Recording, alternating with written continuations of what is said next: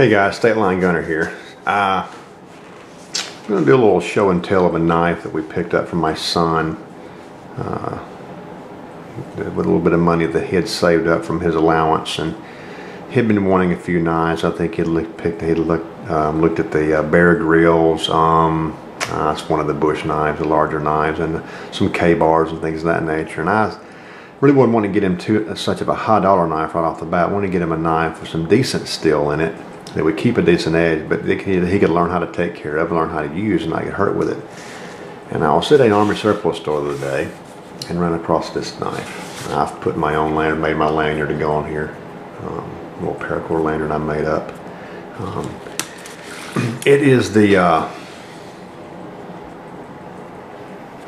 called the BK2011 stainless steel, made in China. But the thing that I like about it is this here. It's the AUS-6 stainless.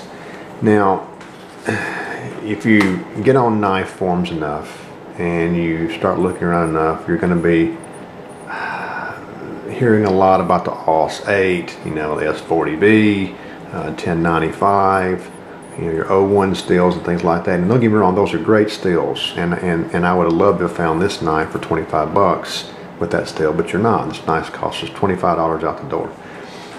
But just by sharpening it on my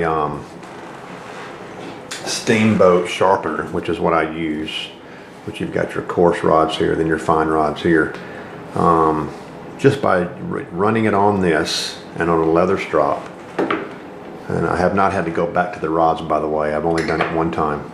And just by running it on that, and he's got, you know, it's just kind of dirty. I kind of keep it clean for him. But he uses this knife. It's not something to set in his room. Just from running it on that, a cheap $25 knife with AUS-6 steel, this knife is extremely